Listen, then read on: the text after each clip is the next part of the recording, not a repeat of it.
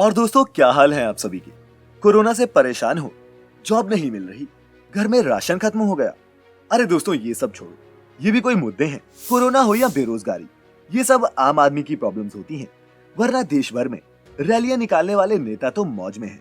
उन्हें ना रोटी की चिंता है और ना रोजगार की। उन्हें चिंता है तो ये कि पार्लियामेंट के बाहर पार्किंग के लिए जगह कम है। दोस्तों, ये तो हम जैसे आम लोगों की बदकिस्मती है कि हॉस्पिटल में बेड नहीं मिल रहे, शमशान घाट पर चिता जलाने को 2 गज जमीन तक नहीं मिल रही। और दोस्तों, सरकार करे भी तो क्या करे, उनके पास इससे बड़ी समस्याएं हैं सुलझाने के लिए। जैसे देश को अभी रोजगार की नहीं, नए पार्लियामेंट की जरूरत है। बच्चे तो पुराने खंडरों में भी पढ़ सकते हैं, लेकिन नेताओं के टहलने के लिए बाग का बनना जरूरी है। आम जनता को घर की क्या जरूरत, वो तो पहले भी सड़क पर थी, आगे भी सड़क पर ही जिंदगी बिता लेगी। जरूरी तो प्रधानमंत्री और उपराष्ट्रपति के लिए नए घर का बनना है। क्या आप अभी भी नहीं समझे? तो शायद आपने सेंट्रल विस्टा रीडेवलपमेंट प्रोजेक्ट के बारे में नहीं सुना। 20,000 करोड़ का सेंट्रल विस्टा प्रोजेक्ट, जिसे दिल्ली वालों की हालत तो नहीं, पर नई दिल्ली के नजारे जरूर बदल जाएंगे। अभी तक आप भी उसी पुराने पार्लियामेंट के आगे फोटो क्लिक करा करा कर बोर हो गए होंगे। तो सोचिए, हमारे देश के एमपीज तो वहां जाकर बैठते हैं, काम की कम और बेवजह के मुद्दों पर बहस ज्यादा करते हैं। ऐसे में उनका मन बहस में कैसे लगेगा? नए पार्लियामेंट की जरूरत तो है ही। अब इसके लिए जनता भूखी मरे या बेरोजगार रहे, उन्हें क्या फर्क पड़ता है? अगर अभी भी नहीं समझे तो समझ जाएंगे। फैक्टिफाइड स्पेशल्स में आज 20,000 करोड़ के सेंट्रल विस्टा प्रोजेक्ट का पूरा सच बताएंगे हम, जो ना तो प्राइम टाइम पर चीखने वाले एंकर्स ने आपको बताया होगा और न ही आपको किसी अखबार के पन्नों पर पढ़ने को मिलेगा। फैक्टिफाइड स्पेशल्स किसे कहते हैं सेंट्रल विस्टा? दोस्तों, आपने इंडिया गेट कई बार देखा होगा। उसके पास राष्ट्रपति भवन और पार्लियामेंट भी घूमे ही होंगे। दोस्तों, दिल्ली के इसी एरिया को सेंट्रल विस्टा कहा जाता है। ये इलाका राष्ट्रपति भवन से लेकर इंडिया गेट तक कुल 3 किलोमीटर में फैला हुआ है, जिसमें राष्ट्रपति भवन, देश की पार्लियामेंट और नॉर्थ ब्लॉक, साउथ ब्लॉक आते हैं, जहाँ कई बड़े सरकारी दफ्तर हैं। इस एरिया को देश का पावर कॉरिडोर भी कहा जाता है। दोस्तों, यहीं से हम जैसी आम जनता की किस्मत का फैसला होता है। और अब इसी जगह को फिर से रीडेवलप किया जा रहा है, जिसे नाम दिया गया है सेंट्रल विस्टा रीडेवलपमेंट प्रोजेक्ट, जिस पर सरकार 2, 5 या 10 नहीं, बल्कि पूरे 20,000 करोड़ खर्च करने जा रही है। क्या है सेंट्रल विस्टा रीडेवलपमेंट प्रोजेक्ट? दोस्तों, इस प्रोजेक्ट के तहत एक नया पार्लियामेंट बनाया जाएगा, जो पुराने पार्लियामेंट से 17,000 स्क्वायर फुट बड़ा होगा और सारी हाईटेक सुविधाओं से लैस होगा। पार्लियामेंट के दोनों हाउसेज के लिए अलग से कॉम्प्लेक्स तैयार किए जाएंगे, जो मौजूदा श्रम शक्ति भवन में बनेगा। दोस्तों, नए पार्लियामेंट में 1224 पार्लियामेंट मेंबर्स के बैठने की जगह होगी। पीएम और वाइस प्रेसिडेंट के लिए नया घर और ऑफिस भी तैयार होगा। इसके अलावा नया सेंट्रल सेक्रेटेरिएट और इस जगह के बीचों बीच एक बड़ा पार्क भी बनाया जाएगा। पुरानी पार्लियामेंट, नॉर्थ ब्लॉक और साउथ ब्लॉक को म्यूजियम में बदल दिया जाएगा और इसके अलावा निर्माण भवन और विज्ञान भवन को गिराया जा सकता है। सेंट्रल विस्टा का इतिहास। दोस्तों, आप में से कईयों के मन में आ रहा होगा, आखिर नया पार्लियामेंट और नया पीएम हाउस क्यों? पर दोस्तों, इन सवालों के जवाब जानने से पहले जरा सेंट्रल विस्टा के इतिहास को समझिए। ये तो आप जानते ही होंगे कि सन 1911 में ब्रिटिश सरकार ने दिल्ली को भारत की नई राजधानी बनाया था। दोस्तों, ब्रिटिशर्स ने दिल्ली को कैपिटल तो बना दिया, लेकिन अब ब्रिटिशर्स को कुछ नई इमारतें चाहिए थी, जहाँ से उनकी सरकार काम कर सके। ऐसे में रायसीना हिल को ब्रिटिश सरकार के अधिकारियों के रहने और कामकाज की जगह के लिए चुना गया। इस एरिया में ब्रिटिशर्स ने सभी सरकारी बिल्डिंग्स बनाई, जिसमें Rashtrapati Bhavan, north block, south block, parliament और इंडिया गेट शामिल था। और दोस्तों, इस नई दिल्ली का नक्शा तैयार किया एडविन लुटियंस और हर्बर्ट बेकर ने, और इसीलिए दोस्तों इसे लुटियंस की दिल्ली भी कहा जाता है। दोस्तों, लुटियंस दिल्ली की इन इमारतों पर काम 1921 में शुरू हुआ, जिसमें से पार्लियामेंट और राष्ट्रपति भवन सन 1927 में बनकर तैयार हुए, जबकि इंडिया गेट सन 1931 में पूरा हुआ। पुराना पार्लियामेंट। दोस्तों, विस्टा प्रोजेक्ट का मेन अट्रैक्शन नई पार्लियामेंट होने वाला है, पर उसके बारे में बताने से पहले जरा पुरानी पार्लियामेंट को करीब से देखते हैं। दोस्तों, पुराने पार्लियामेंट का डिजाइन सर्कल शेप में है और ऊपर से देखने पर ये कुछ ऐसा नजर आता है। पार्लियामेंट में 3 हाफ सर्कल चैम्बर्स हैं, लोकसभा, राज्यसभा और एक लाइब्रेरी। तीनों चैम्बर्स के बीचों बीच एक सेंट्रल हॉल है, जिसे राज्यसभा और लोकसभा की ज्वाइंट सिटिंग के लिए भी इस्तेमाल किया जाता है।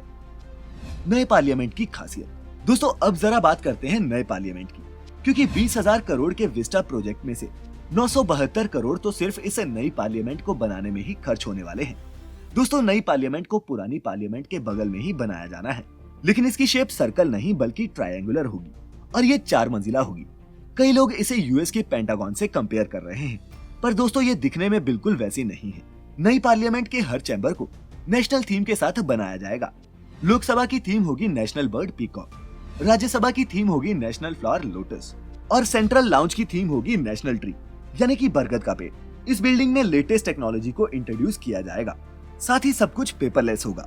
वोटिंग भी बायोमेट्रिक्स के जरिए होगी। एमपीज के लिए सेपरेट वीआईपी लाउंज और काम करने के लिए ऑफिस भी बनाए जाएंगे। आखिर नया पार्लियामेंट क्यों चाहिए? दोस्तों, आपके मन में अब ये सवाल जरूर आ रहा होगा कि जरूरत क्या है नए पार्लियामेंट की? पार्लियामेंट की बिल्डिंग ज्यादा पुरानी हो गई तो क्या? तो दोस्तों, नए पार्लियामेंट बनाने के लिए सरकार के पास कई दलीलें हैं, जिनमें से सबसे बड़ी वजह है सिटिंग कैपेसिटी। दरअसल दोस्तों, मौजूदा समय में लोकसभा में केवल 550 एमपीज के बैठने की जगह है। अब आप कहेंगे कि इसमें समस्या क्या है, जब देश की लोकसभा में चुनकर ही 543 एमपीज आते हैं और देश का संविधान भी 552 से ज्यादा एमपीज की इजाजत नहीं देता, तो फिर इस इंक्रीज सीटिंग कैपेसिटी की क्या जरूरत है? तो दोस्तों, आपका यहाँ ये जानना जरूरी है कि 2026 में लोकसभा के एमपीज की संख्या 545 से बढ़कर 888 हो सकती है। अब आप कहेंगे कि ये कैसे होगा? तो दोस्तों, आजादी के बाद जब एमपीज की संख्या तय की गई थी, उस समय तय किया गया कि हर 10 साल में इस संख्या को दोबारा से बदला जाएगा। और दोस्तों, इसका तर्क ये दिया गया कि सभी MP same number of population को रिप्रेजेंट करेंगे।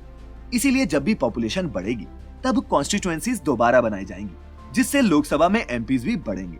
पर दोस्तों, 1976 में एमपीज के नंबर को सीज कर दिया गया था, क्योंकि सरकार पॉपुलेशन कंट्रोल की पॉलिसी को प्रमोट करना चाहती थी। 2002 में दोबारा से हर कॉन्स्टिट्यूएंसी की पॉपुलेशन को चेक किया गया और कहा गया कि अभी भी नई कॉन्स्टिट्यूएंसीज बनाने की जरूरत नहीं है और अब 2026 में देखा जाएगा कि नई कॉन्स्टिट्यूएंसीज बनानी है या नहीं। और दोस्तों, अब तो आप समझ ही गए होंगे कि 2026 में मेंबर ऑफ पार्लियामेंट्स कैसे बढ़ सकते हैं और क्यों सरकार सिटिंग कैपेसिटी को एक बड़ी वजह बता रही है नई पार्लियामेंट को बनाने के लिए। पर दोस्तों, क्या सिर्फ सिटिंग कैपेसिटी बढ़ाने के लिए नए पार्लियामेंट को बनाना चाहिए? दोस्तों, इस प्रोजेक्ट से जुड़े ऐसे और भी कई सवाल हैं जो इस प्रोजेक्ट को सुप्रीम कोर्ट पहुंचा चुके हैं, जहां सरकार ने कई दलीलें दी हैं कि क्यों ये प्रोजेक्ट सरकार और देश के लिए जरूरी है। तो दोस्तों, चलिए आपको भी बताते हैं कि सरकार की ऐसी कौन सी मजबूरियां हैं कि उन्हें इस विस्टा प्रोजेक्ट पर 20,000 करोड़ खर्च करने पड़ रहे हैं। पार्लियामेंट की सिटिंग कैपेसिटी के अलावा दोस्तों, सरकार का ये भी कहना है कि मौजूदा पार्लियामेंट सुरक्षा के लिहाज से कमजोर है।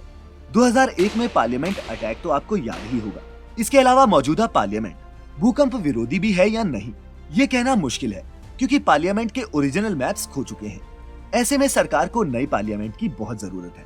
ऐसे में सरकार चाहती है कि उनके एमपीज के लिए एक सुरक्षित पार्लियामेंट का निर्माण हो।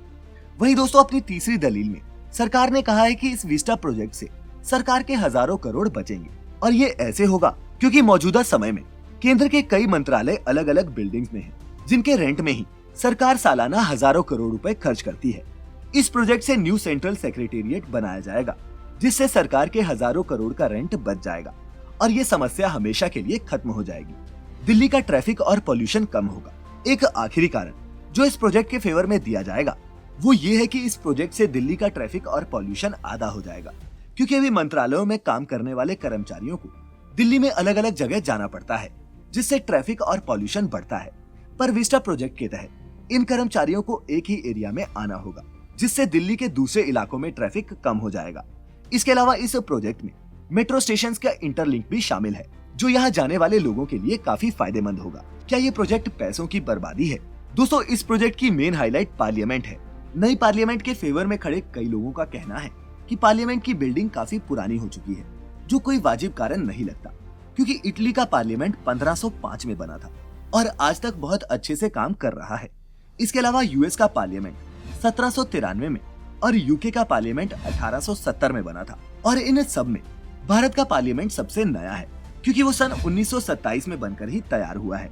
खैर दोस्तों, सरकार तो कई वजह दे देगी इस प्रोजेक्ट के लिए, लेकिन आपको ये कारण कितने वाजिब लगते हैं ये निर्भर करता है आप पर, क्योंकि कई नेताओं का तो ये भी कहना है कि उन्हें पार्किंग की बड़ी समस्या होती है। अब इन नेताओं के ये दुख हमारी बेरोजगारी और गरीबों की भुखमरी की समस्या से ज्यादा बड़े हैं या नहीं, ये तो आप तय कर ही सकते हैं। कहां से आएंगे 20,000 करोड़? दोस्तों, 20,000 करोड़ का विस्टा प्रोजेक्ट सही है या गलत? इससे बड़ा सवाल ये है कि सरकार इसके लिए इतना पैसा लाएगी कहां से? इस समय पूरी दुनिया कोरोना महामारी से जूझ रही है। बड़े बड़े विकसित देशों की रफ्तार भी धीमी हो चुकी है और भारत की जीडीपी का क्या हाल है ये आप सभी जानते ही हैं। आए दिन अखबारों में पढ़ते ही होंगे कि डॉक्टर्स को सैलरी टाइम पर नहीं मिल रही, गवर्नमेंट एम्प्लॉयज का डीए बंद है, प्राइवेट वालों के पास तो नौकरी ही नहीं है और सरकारी कर्मचारियों की सैलरी भी कट रही है। फिर ये 20,000 करोड़ आएंगे कहां से? और अगर सरकार के पास इतना पैसा है भी तो उन्हें ये पैसे पहले हेल्थ और एजुकेशन सेक्टर पर लगाने चाहिए या फिर इस प्रोजेक्ट पर। दिल्ली में बढ़ेगा प्रदूषण। दोस्तों, सरकार ने अपनी दलील में कहा कि इस प्रोजेक्ट से दिल्ली का ट्रैफिक कम होगा, जिससे पॉल्यूशन भी आधा हो जाएगा। लेकिन क्या आप जानते हैं कि इस प्रोजेक्ट के तहत लुटियंस दिल्ली के 400 से भी ज्यादा पेड़ काटे जाने हैं। सुप्रीम कोर्ट में जब ये मामला पहुंचा तो कोर्ट ने साफ कहा कि प्रोजेक्ट के लिए कोई भी पेड़ या फिर किसी भी इमारत को ढहाया नहीं जाएगा। पर बिना पेड़ काटे ये प्रोजेक्ट पूरा कैसे होगा? और अगर पेड़ों को वहां से हटाकर किसी दूसरी जगह लगा भी दिया जाए तो उससे इस इलाके का पॉल्यूशन कैसे कम होगा? 20,000 करोड़ में बन सकते हैं 130 नए अस्पताल। दोस्तों, भारत में एक अस्पताल खड़ा करने में 150 करोड़ रुपए की लागत आती है, यानी कि इस बजट में भारत में 130 से ज्यादा नए हॉस्पिटल बन सकते हैं। लेकिन दोस्तों, अगर आपको ऐसा लग रहा है कि ये ऐसा इकलौता प्रोजेक्ट है जहां सरकार पानी की तरह पैसा बहा रही है, तो दोस्तों आप शायद 3500 करोड़ के शिवाजी स्टैच्यू, 2500 करोड़ के राम स्टैच्यू और 7,000 करोड़ की मुंबई हैदराबाद बुलेट ट्रेन को भूल गए हैं। लुटियंस दिल्ली सिर्फ देश के पॉलिटिशियंस की ही नहीं, आम जनता की भी है और दिल्ली की वो धरोहर है जो उसके इतिहास को वक्त के साथ लेकर चल रही है। ऐसे में सेंट्रल विस्टा प्रोजेक्ट न सिर्फ 20,000 करोड़ का एक खर्चीला प्रोजेक्ट नजर आता है, बल्कि दिल्ली से उसकी पहचान भी छीन रहा है। खैर, 20,000 करोड़ का ये सेंट्रल विस्टा प्रोजेक्ट आपको कितना सही या कितना गलत नजर आता है, नीचे कमेंट करके मुझे जरूर बताएं। और ये भी कि क्या आपको नहीं लगता कि सरकार को एजुकेशन और मेडिकल फैसिलिटीज पर ज्यादा खर्च करना चाहिए, न कि ऐसे रीडेवलपमेंट प्रोजेक्ट्स पर? तो दोस्तों, इस वीडियो में उठाए गए सवाल अगर आपको रेलेवेंट लगते हो तो इसे अपने दोस्तों और रिश्तेदारों के साथ भी शेयर जरूर करें। तो मिलेंगे जल्द ही ऐसे ही किसी मुद्दे के साथ जो चर्चा में तो है लेकिन जिसकी रियलिटी से आम जनता अनजान है। तब तक अपना अपने चहेतों का ख्याल रखें। सबसे जरूरी है खुश रहें। और इस वीडियो को अंत तक देखने के लिए आप सभी का बहुत बहुत शुक्रिया।